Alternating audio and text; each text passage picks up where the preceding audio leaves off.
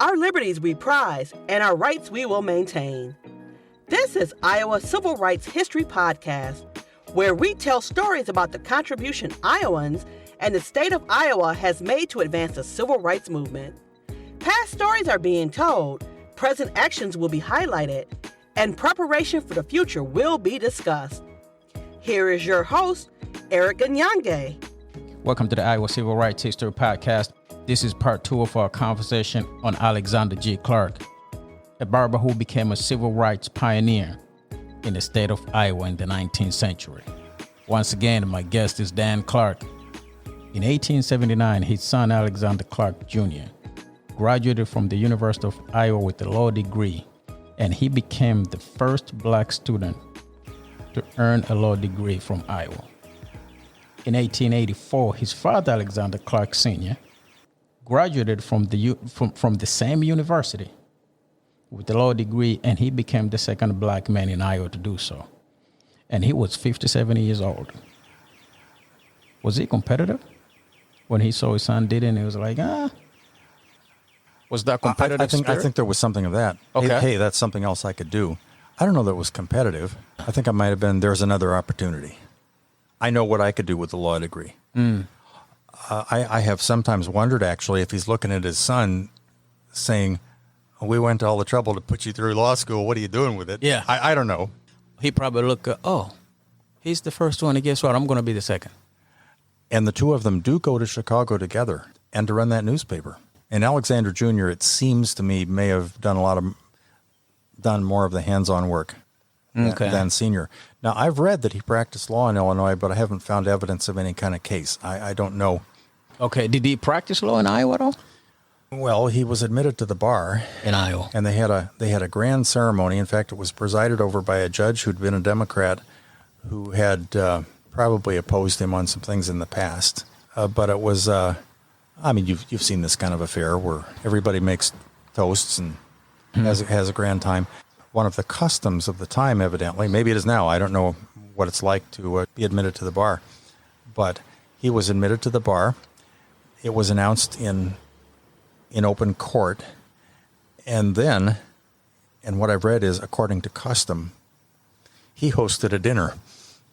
Evidently, they had a big party, and Alexander paid. Oh, really? Now, beside Jim Brown, how much was Alexander Clark involved in Underground Railroad?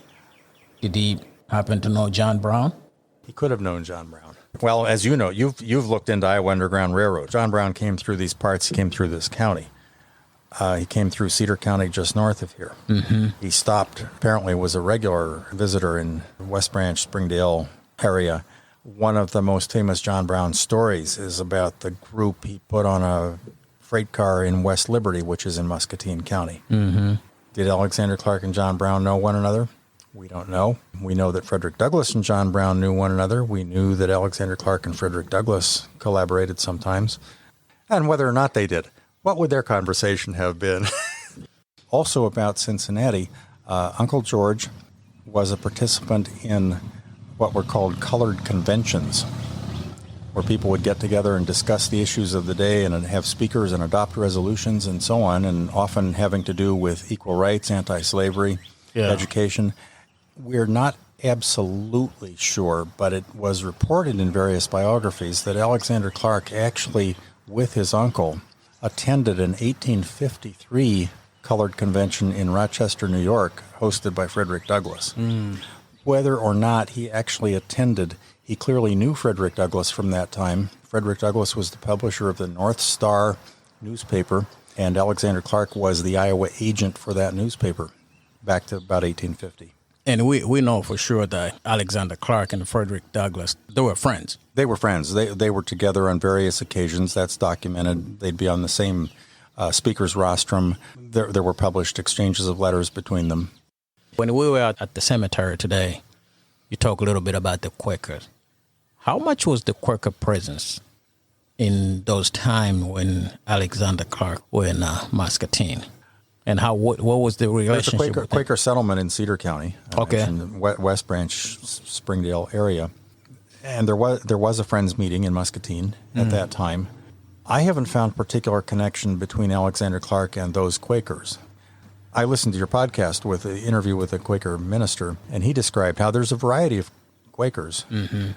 The church outside of the AME, the church I would say he was closest to was the Congregationalists, which these days would be known as United Church of Christ.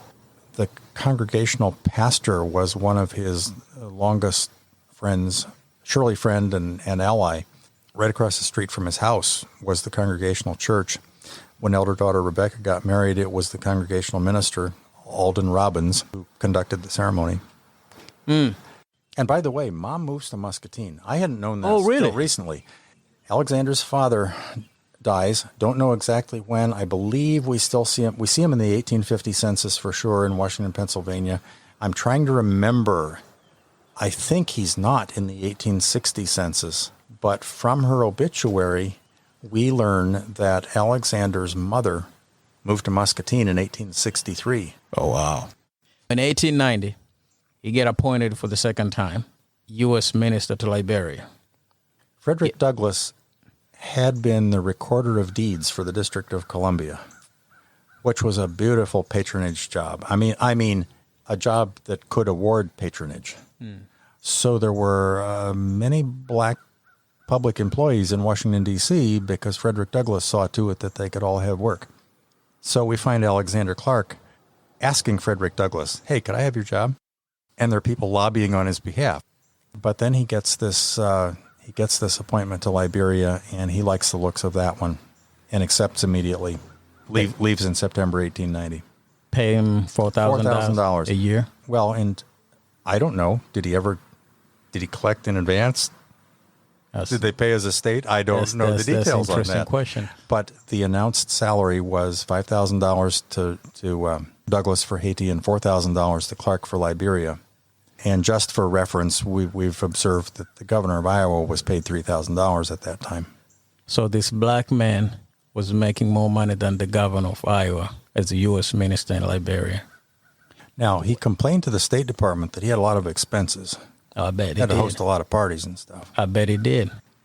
In 1891, he died in Monrovia in Liberia. He got sick.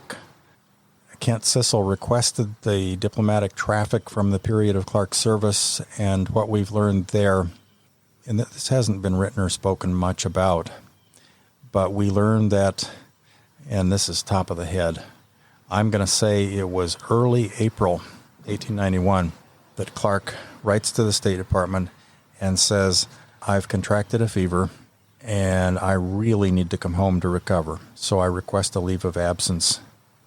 And the implication was that he'd go back when he got well. At the end of May, he dies, and the report is that he failed particularly over the course of the last 2 or 3 days and then was gone. His body was buried over there in a Methodist churchyard in Monrovia. There was a bit of a campaign. There were people saying it would be an insult not to bring his body home, and telling the government, you really need to do that. I know that the sons, Alexander Jr. and the 2 sons-in-law, both went to a meeting in Chicago dealing with his estate. There was a significant memorial service held in Chicago, too, where Ferdinand Barnett and other black leaders in Chicago were grieving his loss. There was controversy about who would be appointed in his place. There were multiple conventions where names were put forward for who should succeed Alexander Clark. There's also at least one really cynical news article in the regular press, not in the black press, saying Liberia is the place we send ambassadors to die. Oh, wow. They get sick over there. Now, this explains why from the time he died to the time he was buried here in Greenwood Cemetery in Muscatine, there's a huge gap there. Campaign to bring his body back. I don't know if cool weather had anything to do with it or not. But I don't know that there was an elaborate funeral. There was a well-publicized funeral. We have a eulogy booklet that was published at the time with extensive remarks on what a great man he had been. Why is Alexander Clark important? The list of his achievements are extraordinary and unique for the time. Why we don't know who he is? I've referred to Jim Crow and things that happened soon in America and who controlled the narrative then. Now we are not on Jim Crow era. Why we still don't know who he is? I ask people all the time, who is Alexander Clark? And people have no clue. people in Muscatine know more of him and have been bringing back that memory, I'm going to say, since the late 1950s.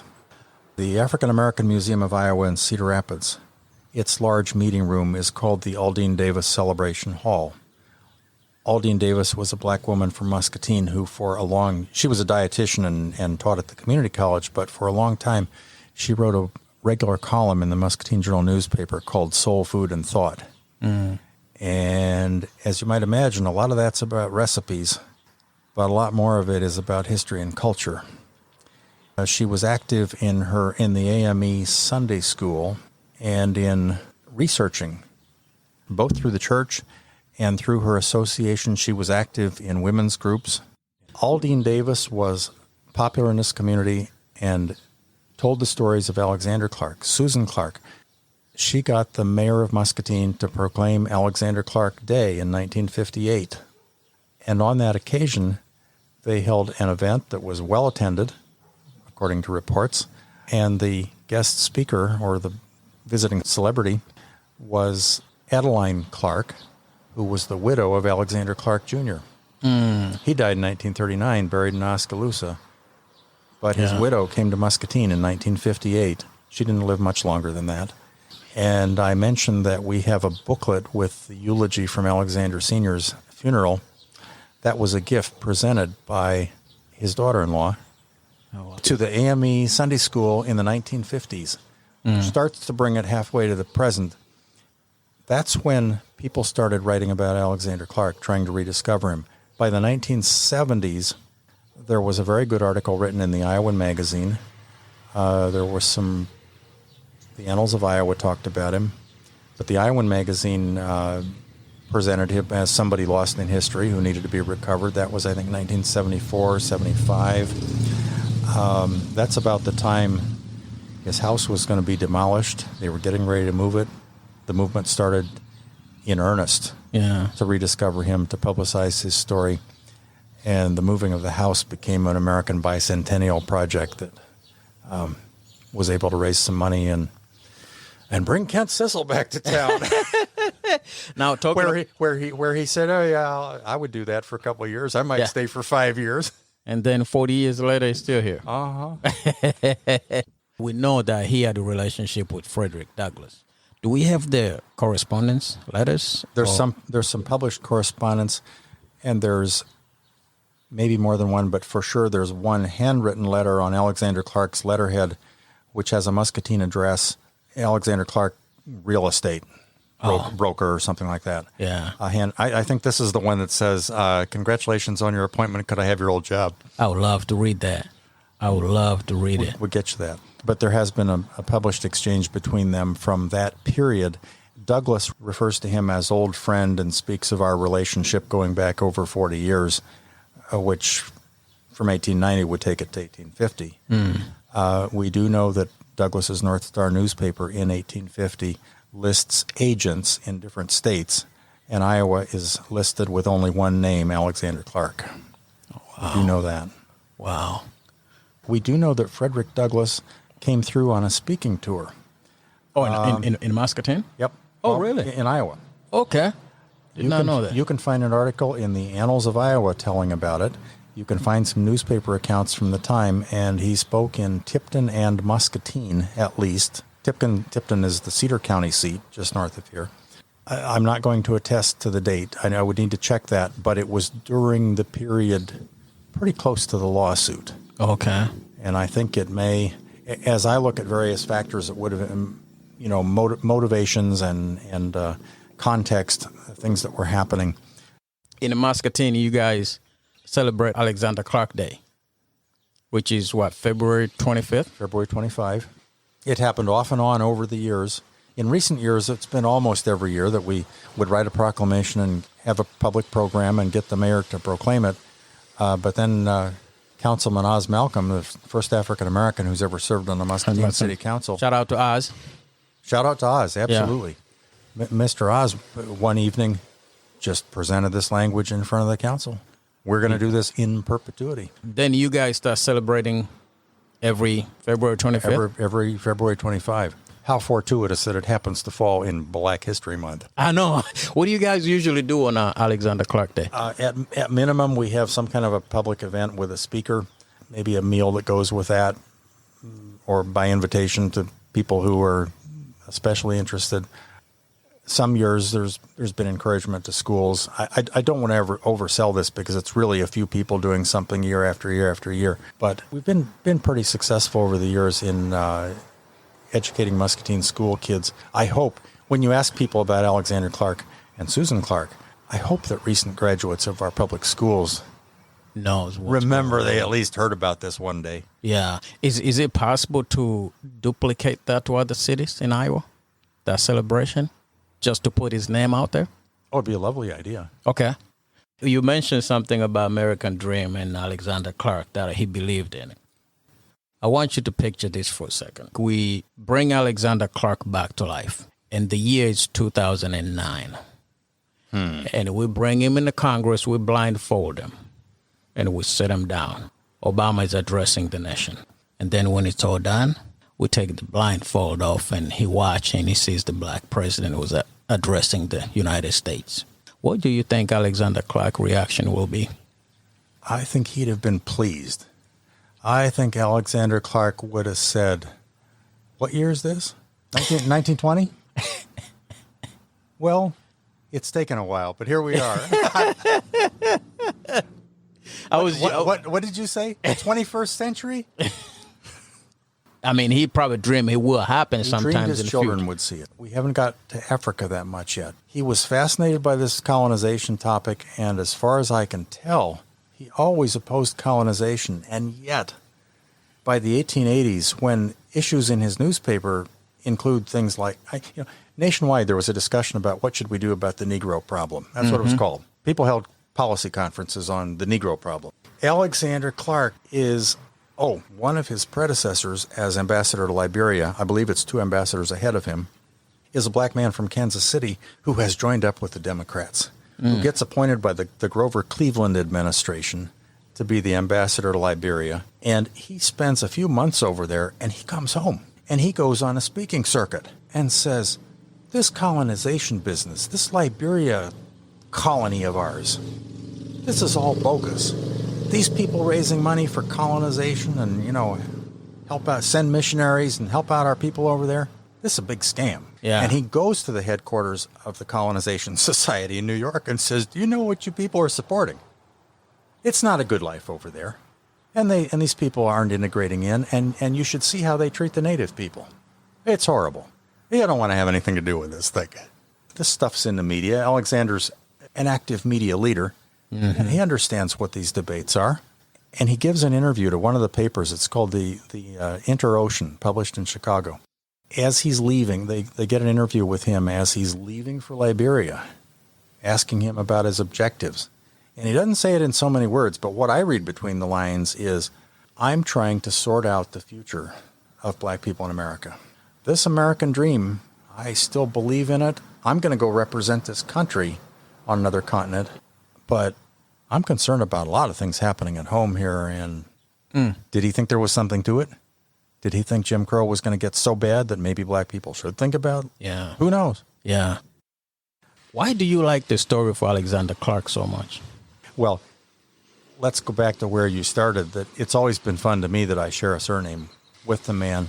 I'm a 70-year-old white guy who's lived most of my life in Iowa, traveled the world somewhat, discovered happily that we all on this planet have a lot more in common with each other than what separates us. So what happens to us as little kids, I'm convinced, has a huge effect on us. Oh, yeah. What I we agree. tell our kids, what we expose our kids to. One of the things my parents exposed me to was a young Martin Luther King Jr. came to speak at Iowa State University. It was called Iowa State College in those days, 1959. Spoke in Ames. I was 8 years old, and I got to see young Martin Luther King speak. And I'm proud to discover that some good things happen in my state related to the history of race in America. Yeah, and that's something. How long would you say you've been putting to do research on this thing? 20 years? I would say I met Kent Sissel and started learning about Alexander Clark in 1983. And in 2001, I worked as a newspaper reporter for the year and covered the creation of the Historic Preservation Commission of Muscatine, for which Kent was considered kind of their main expert. And I started getting really deep into the story, covering it as a journalist. And then our mayor appointed me to the Historic Preservation Commission, and suddenly I was one of those who had a duty to learn all I could, tell the stories, engage in the public acts that would help. Mm-hmm. The longer you have done this research and digging into Alexander Clark, does it become personal to you? Oh, my, yes. So all this time since the 80s, you guys still tell me you cannot write a book yet? You still doing the research? The old white guys? That's one of our problems right there. We put my face on it. Ghost written by... Why the book cannot be written on Alexander Clark? There needs to be a book, more than one book, to do him justice. Much writing has been done. That's part of the answer I gave you. We have also been told, the State Historical Society, about a decade ago, we had the idea that the Alexander Clark House should become a National Historic Landmark. Mm-hmm. It was already on the National Register of Historic Places. We didn't know a lot of the fine points of how and the politics of how this stuff works. As I said, bicentennial year, 1976, Alexander Clark, National Register. Mm-hmm. Great stuff. So we told the State Historical Society, we'd like to do whatever it takes to make this a National Historic Landmark. And they liked the idea well enough that they gave us a grant to pursue the idea, because they didn't understand what all was involved either. Yeah. And part of what we ran into was from the National Park Service, which is responsible for these decisions, was that the federal government said, oh, Alexander Clark? Yeah, but see, in the 1970s when this was done, it may have been a little vague. But what's clear now is that register listing was done on the basis of state significance. And so the first step would be to establish that this man and his story are of any national significance. Oh, you can imagine what we said. Well, the second most important black man in America, 19th century. Well, that doesn't cut it. It turns out with the Park Service, it's almost like a legal adversary process that you need a defender, you need an advocate in the court. And the State Historical Society, Lowell Soike, was a historian who was most expert in Underground Railroad. He wrote a pair of books about the Underground Railroad research that was done. We were part of that. Lowell Soike's advice was for us to see if we could get acquainted with a constitutional law historian, a professor who was in Albany, New York at the time, a man named Paul Finkelman. Look him up. Okay. I know. Or go to C-SPAN and find out how many times Paul Finkelman has been on these long form interviews talking about his latest book. Yeah, Kent told me about him. So, Paul Finkelman, he's the guy, because what you need is a big name advocate in this federal process. We found Professor Finkelman. He was happy to talk. He'd had some experience teaching in Iowa City. He said he had a fondness for Iowa. And it happened that he was going to be a keynote speaker back to John Brown. October 2009 was the 150th anniversary of John Brown's raid on Harper's Ferry, and it just happened that the sesquicentennial was coming up, and the reenactors were going to be there, and the Park Service was holding a big deal conference. Yeah. So I got a train ticket and rode to Harper's Ferry and arrived on the campus where this was being held. Ran up and met Paul Finkelman. I made my way to the front telling people that, well, I'm a guest of Dr. Finkelman. Dr. Finkelman treated me like a long-lost friend. We went to dinner together, and we've had a relationship ever since where he has helped us with a number of projects. For a while, we had him working on this state grant, and then we ran into so many hurdles from the federal government that they're saying, well, you guys need to establish national significance. And then, there's this National Network to Freedom Underground Railroad program. There are 4 sites in Iowa that are listed in that program, and the Alexander Clark House really needs to be in there too. So why don't you go online? Here's 54 pages of instructions about how to become one of those, and we work through that process. The handful of old white guys who were working on this got tired. And we said, come on, there's got to be a way to cut through some of this. Well, Paul Finkelman says, yeah, there's a way to cut through it. Nobody knows who Alexander Clark is. you really need somebody to write the definitive biography of Alexander Clark. Long story short, that somebody needs to write a really important book. Okay. Alexander Clark Foundation. Talk about that a little bit. What that is and Alexander how can Clark people get Foundation involved? exists mainly on paper for the last 8 years or so. Kent Sissel, who has lived there all these years, is up in years. He's in his mid-70s and really shouldn't be going up and down those stairs anymore. This is in my estimation. Yeah. So the foundation is about the house. The foundation is first of all about the house, but its purpose statement is written in such a way that it's about preserving and furthering the legacy of Alexander Clark. But the first mission, clearly, is to figure out what happens next with the house.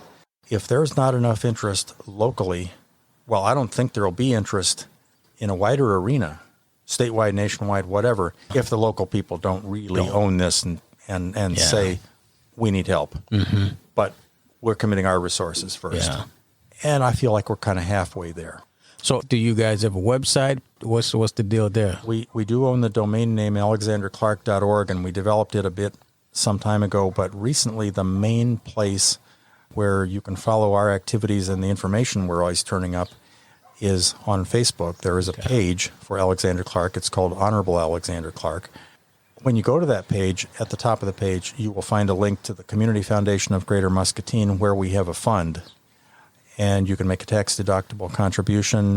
You can do it by credit card or whatever's easiest. And they are the ones who provide all of our fiduciary umbrella. Okay. If you could go back in time and have a lunch with Alexander Clark in Muscatine, where would you take him and what would you ask him? Well, I'd take him to the best restaurant. Probably depend on what his expectations of me were, but my sense is that he met everybody well. And even if he had a low opinion of me, he would have been respectful and gracious, and I probably wouldn't have known it. If I could ask him anything? Anything. Wow. I hope that it would have been along the lines of, what can we do to live together coming out of this? How can we even the score? Mm-hmm. I don't think anybody was thinking of anything like reparations in those days. Probably not. But it would have been a little more like, can't we all just get along? And if there has to be some basis of equality for all getting along, then how do we get there? Yeah. Well, I want to say thank you and everybody in the Muscatine, man, for keeping his name alive. Anything I left out? Anything you want to? Teach our children well. Thank you. Amen to that. Amen to that. Thanks for your time. Thanks for the hospitality. Man, that was Don Clark, Muscatine, Iowa. Thank you for listening to the Iowa Civil Rights History Podcast. Until next time, be safe.